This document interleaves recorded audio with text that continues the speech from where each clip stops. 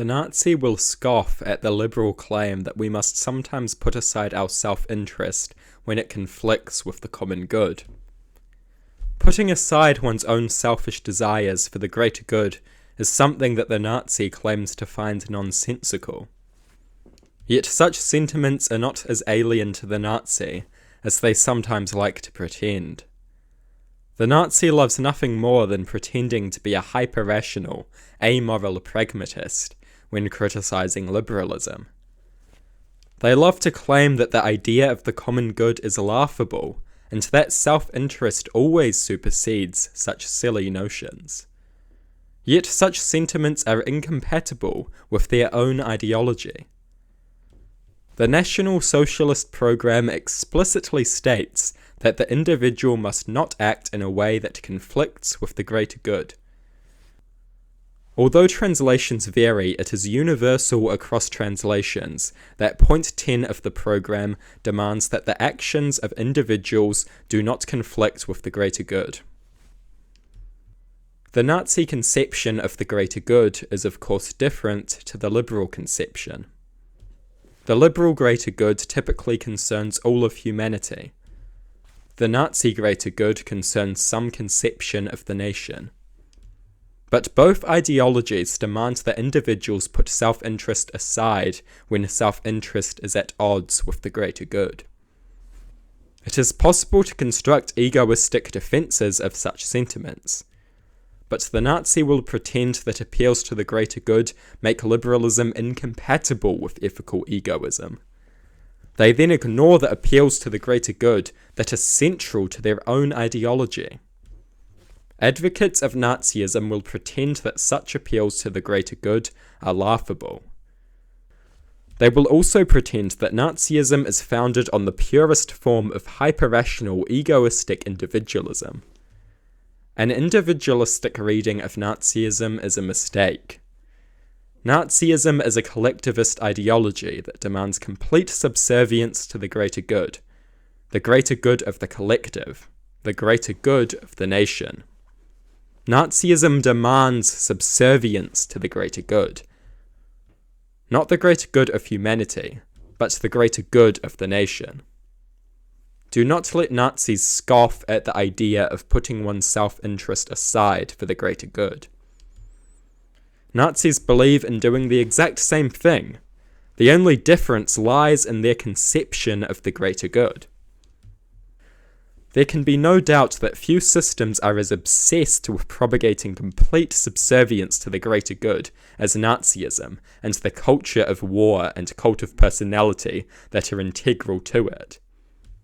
No ideology has ever demanded as utter a subservience to the greater good as Nazism. Yet that conception of the greater good was nothing short of monstrous. The evil of Nazism is not born out of selfishness so much as it is born out of fanatical and absolute devotion to an incredibly deranged conception of the greater good. The Nazi draws an arbitrary line for acceptable selfishness at the borders of one of the many in-groups that they belong to. The liberal considers a broader common good that does not draw such arbitrary lines. Both conceptions of the greater good are regularly plagued with dogma, intuitionism, and intense irrationality. Yet none more so than Nazism, an ideology with a greater tendency to violate rational morality than any other. Nazism is an ideology that is utterly incompatible with rational obligations and imperatives concerning the treatment of others. It is also an ideology that is completely obsessed with demanding complete subservience to a conception of the greater good of the nation. The vicious authoritarianism, fervent nationalism, hideous cult of personality, and the barbaric culture of war and violence integral to Nazism constantly demands that people sacrifice their own well-being for a greater good. Of course, that greater good is very far from worthy of the label good. One might as well call it a greater bad.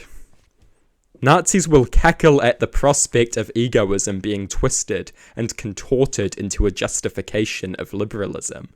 Yet they try and fail to twist and contort it into a justification of Nazism.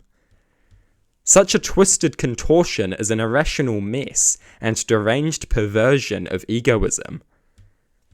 Do not let Nazis get away with scoffing at liberals putting aside self-interest to serve the common good, when the National Socialist program explicitly demands the same thing.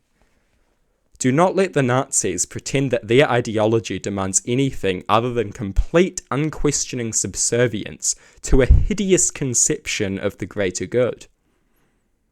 Do not let the Nazis pretend to have a valid claim to ethical egoism, because they do not.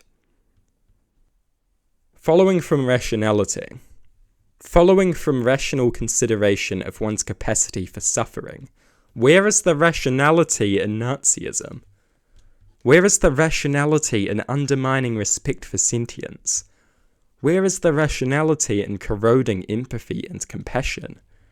Where is the rationality in eroding concern for the well-being of others?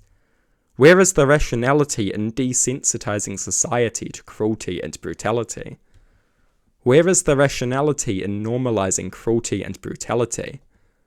Where is the rationality in acting in a way the logical conclusion of which is one's own cruel and brutal treatment? Where is the rationality in justifying and endorsing one's own brutalization? Where is the rationality in ushering in a cruel and brutal society?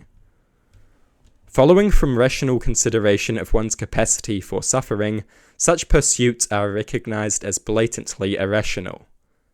There is nothing but intense irrationality in such pursuits, and these are the pursuits of Nazism. Nazism is the enemy of the rational actor. No twisted perversion of ethical egoism will ever change that.